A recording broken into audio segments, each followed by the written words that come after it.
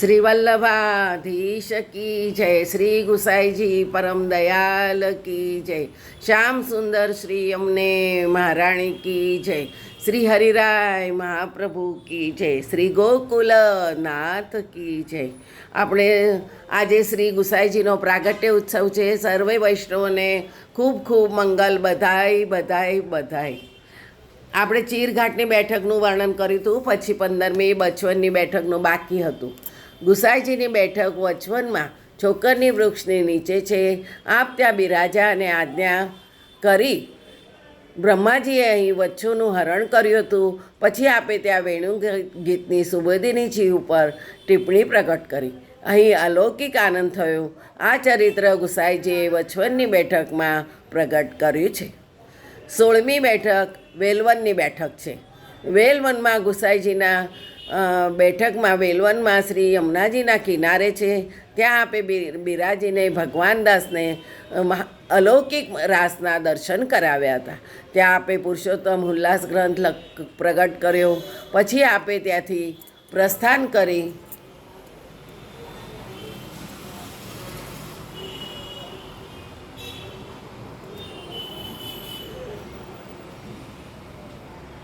પ્રસ્થાન કર્યું.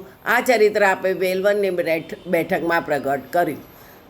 પછી 17મી ચરણાટની બેઠક છે. શ્રી ગુસાઈજીની બેઠક ચરણાટમાં છે. ત્યાં આપે છઠ્ઠી પૂજન થયું હતું. ત્યાં ગુસાઈજીએ અલૌકિક ચરિત્ર બતાવ્યું. એ સમયે શ્રી ગુસાઈજીએ લીલા સૃષ્ટિ અને લીલા સામગ્રીનો અંગીકાર કર્યો. લક્ષાવધિ જીવોને કટાક્ષ દ્વારા અંગીકાર કર્યા. આ જોઈને આચાર્યજી મહાપ્રભુ ઘણા પ્રસન્ન થયા. શ્રી ગુસાઈજી જ્યારે 1 માસના થયા હતા ત્યારે ગંગા પૂજન કર્યું હતું. શ્રી ગંગાજી ઘણા વધ્યા. તે સમયે શ્રી ગુસાઈજી અક્કાજીની ગોદમાં બિરાજી રહ્યા હતા. ત્યારે શ્રી ગંગાજીએ ચરણ સ્પર્શ કર્યા અને કહ્યું કે મહાલક્ષ્મીજી, આપ બળભાગી છો. આપના પતિ સાક્ષાત પૂર્ણ પુરુષોત્તમ છે તથા પુત્ર પણ પૂર્ણ પુરુષોત્તમ છે. એટલે આપણે શ્રી મહાપ્રભુજી અને શ્રી ગુસાઈજીમાં કોઈ ભેદ જોવાનો નથી. બંને એક જ સ્વરૂપ છે. આપના વંશમાં બધા પૂર્ણ પુરુષોત્તમ રૂપમાં પ્રગટશે.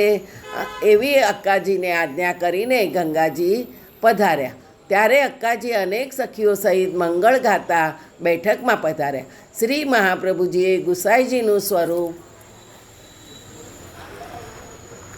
જોઈને આજ્ઞા કરી, આ પુત્રરૂપ અને ઠાકુર સ્વરૂપે આપ જ પધાર્યા છે. ત્યારે ઠાકુરજીનું અને ગુસાઈજીનું નામ શ્રી વિઠ્ઠલનાથજી રાખ્યું.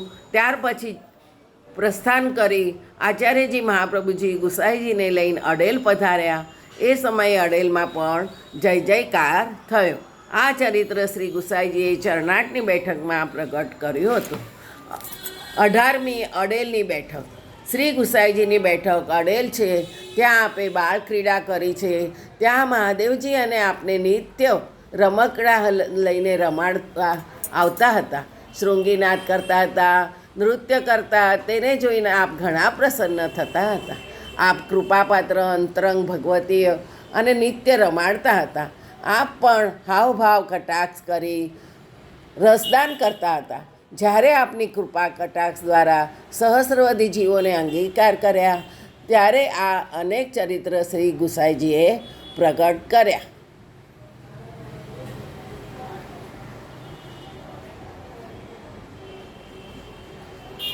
ગૌડ દેશની બેઠક 19મી. શ્રી ગુસાઈજીની બેઠક ગૌડ દેશમાં નારાયણદાસજીના ઘરમાં છે. ત્યાં નિત્ય શ્રી ગુસાઈજી બિરાજતા હતા. એક સમયે ગુસાઈજી ગૌડ દેશમાં પધાર્યા. ત્યાં બગીચામાં બિરાજ્યા.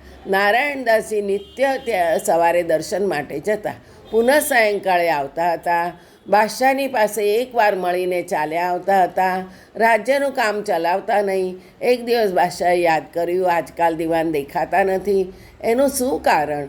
ત્યારે કોઈ ચુગલીખોરે કહ્યું, હજરત, શ્રી ગોકુલના શ્રી ગુસાઈજી અહીં પધાર્યા છે, એટલે રાત દિવસે તો ત્યાં જ રહે છે. ત્યારે બાદશાહ હલકારાથી કહ્યું કે નારાયણદાસને બોલાવો. ત્યાં જઈને હલકારે નારાયણદાસને કહ્યું કે બાદશાહ યાદ કરે છે. ત્યારે નારાયણદાસજી કચેરીમાં આવ્યા. બાદશાહે કહ્યું, આજકાલ દીખતા નથી, એનું કારણ શું છે? દીવાને કહ્યું, મારા ગુરુ પધાર્યા છે.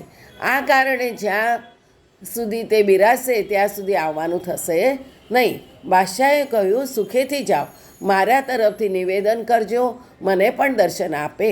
દીવાને કહ્યું, સારું, કહીશ.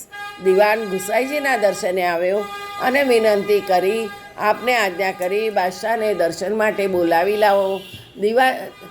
દીવાને દંડવત કરી પછી ઘેર આવ્યો. બાદશાહને કહ્યું, તમને દર્શન થશે. ત્યારે બીજે દિવસે દીવાની સાથે બાદશાહ દર્શન માટે આવ્યા. બાદશાહને શ્રી ગુસાઈજીના સાક્ષાત પૂર્ણ પુરુષોત્તમના દર્શન થયા. બાદશાહે સાષ્ટાંગ દંડવત કર્યા અને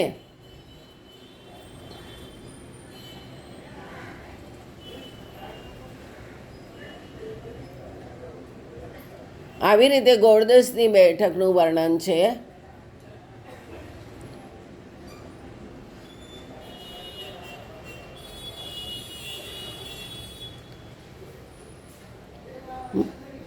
મહારાજ, હું આપને શરણે છું, કૃપા કરી મારો ઉદ્ધાર કરો. આપે આજ્ઞા કરી ગૌડદેશમાં પધાર્યા છો ત્યારથી તારો ઉદ્ધાર થઈ જ ગયો છે. પછી બાદશાહ દંડવત કરી પોતાના ઘરે ગયા. આ ચરિત્ર ગુસાઈજીએ ગૌડ દેશના નારાયણદાસજીની ઘરની બેઠકમાં પ્રગટ કરી છે. 20મી બેઠક સોરમજીની બેઠક છે. સોરમજીની બેઠકમાં મહાપ્રભુજીની બેઠક પાસે જ શ્રી ગુસાઈજીની બેઠક આવેલ છે. ત્યાં શ્રી ગુસાઈજી બિરાજ્યા. સોરમ ઘાટ સ્નાન કરીને પોતાની બેઠકમાં પધાર્યા. પછી આપે સપ્તાહ કરી ત્યારે મહા અલૌકિક આનંદ થયો. ત્યારબાદ શ્રી ગુસાઈજીએ પોતાની કૃપા કટાક્ષ દ્વારા અનેક જીવોનો ઉદ્ધાર કર્યો. આ ચરિત્ર શ્રી ગુસાઈજીએ સોરમજીની બેઠકમાં પ્રગટ કર્યું છે.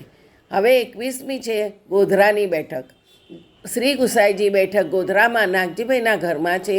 ત્યારે ગુસાઈજી ગોધરા પધારતા ત્યારે નાગજીભાઈના ઘરમાં બિરાજતા હતા. એક સમયે નાગજીભાઈએ યુગલ ગીતનો પ્રસંગ પૂછ્યો ત્યારે શ્રી ગુસાઈજીએ વ્યાખ્યાન કર્યું. પણ 3 દિવસ અને રાત સુધી પ્રસંગ ચાલ્યા. આવી અદ્ભુત રસની વર્ષા કરી. તે સમયે બધા ભગવતીઓના દેહદશાનું અનુસંધાન રહ્યું નહીં. ત્યારે બધાને સાવધાન કર્યા. આ મહાત્મ્ય જોઈને અનેક જીવ શ્રી ગુસાઈજીના શરણે આવ્યા. આ ચરિત્ર ગુસાઈજીએ ગોધરાની બેઠકમાં પ્રગટ કર્યું છે. બીજું આવતીકાલે જોઈશું. જય જય શ્રી ગોખલેશ.